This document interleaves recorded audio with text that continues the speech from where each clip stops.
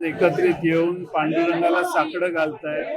शक्तीपीठ महामार्ग रद्द करण्याची बुद्धी सरकारला तू दे आणि आम्हाला विश्वास आहे पांडुरंग पावेल आणि त्यांना सांगेल की हा शक्तीपीठ महामार्ग गरजेचा नाही. लोकांचा असंतोष प्रचंड या विरोधात आहे आणि म्हणून तो करू नये अशी नक्की सूचना राज्याचे मुख्यमंत्री पूजेला येतील त्यावेळी पांडुरंग करेल अशी आम्हाला अपेक्षा आहे. आपण रस्त्यावर येऊन लढाई करता याबाबत काय न्यायालयात जाण्याची भूमिका आहे का संघर्ष समितीची? आमचा विश्वास आहे की रस्त्याच्या लढाईतच आम्हाला यश मिळेल. न्यायालयाबद्दल मी काही जास्त बोलणे योग्य नाही, पण आज आम्ही ही रस्त्यावरची भूमिका मांडलेली आहे की आतापर्यंत जे शक्तीपीठ महामार्गाच्या विरोधी तालुके, मतदारसंघ आणि जिल्हे आहेत त्या सर्वांनी मिळून ही भूमिका घेतलेली आहे आणि त्याचा प्रत्यंतर तुम्हाला सकाळपासून आमची जी सभा झाली आणि मोर्चा इथंपर्यंत आला त्यातनं लक्षात आलं. दर जाहीर केले जात आहेत, आमिष दाखवतात, खूप पाडण्याचा प्रयत्न केला जात असा आरोप होतो. त्याचा काय परिणाम होईल? सरकारला असं वाटतं की पैसे फेकले की आपल्याला जास्त लवकर जमिनी मिळतील. मला वाटतं की स्वाभिमानी शेतकरी पिढ्यानपिढ्या स्वतःच्या मालकीची असणारी जमीन सोडून विध्वंस कसा होतो हे शक्तीपीठ त्या आधीच्या रस्त्यावर समृद्धी महामार्गात लोकांच्या लक्षात आले. एकदा पैसे येतात पण परत त्या पैशातून आपली पुढची पिढी उभी राहत नाही हा अनेकांना अनुभव आलेला आहे आणि म्हणून तो अनुभव शक्तीपीठ महामार्गाच्या शेतकऱ्यांना येणार नाही आणि येऊ नये हा प्रयत्न महाराष्ट्रात या पूर्ण लांबीच्या शक्तीपीठ महामार्गातल्या शेतकऱ्यांचा. बंटी साहेब आपण भाषणामध्ये म्हणालात की पांडुरंग मुख्यमंत्र्यांच्या कानामध्ये सांगेल, काय सांगेल अशी अपेक्षा की आता एवढा असंतोष आहे त्यामुळे शक्तीपीठ महामार्ग करू नका हे पांडुरंग त्यांना सांगेल अशी माझी अपेक्षा आहे. बंटी साहेब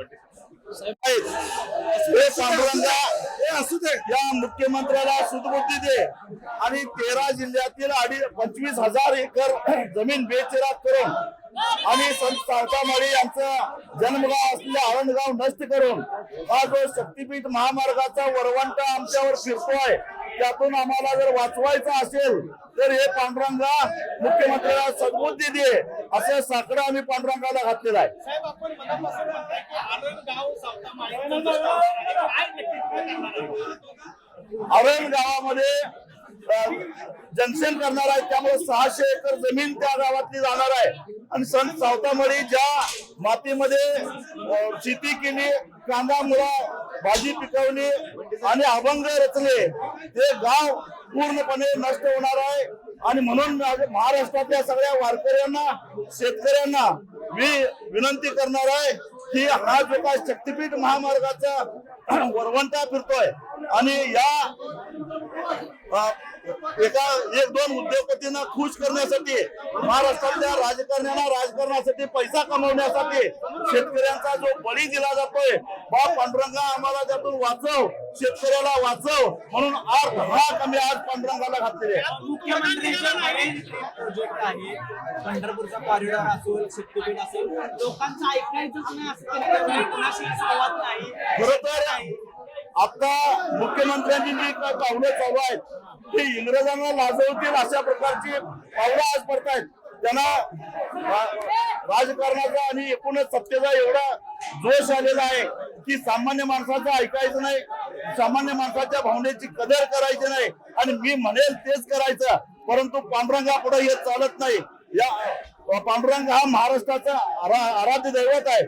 पांडुरंग हा शेतकऱ्यांचा पांडुरंग आहे आणि महाराष्ट्रातल्या शेतकऱ्यांची अर्थात पांडुरंग ऐकल्याशिवाय राहणार नाही आम्हाला खात्री आहे. जयंत पाटील साहेब दोघच घ्या जयंत पाटील साहेब आणि दोनच घ्या.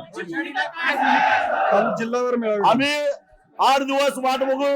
मुख्यमंत्र्याला सुबुद्धी सुचली नाही तर 25,000 एकरापैकी इंच जमीन वाचवण्यासाठी वेळ प्रसंगी रक्त सांडू पण या राक्षसी लोकांना आमची 1 इंच सुद्धा जमीन देणार नाही हा आमचा अगदी पांडुरंगाच्या साक्षीने इशारा आहे.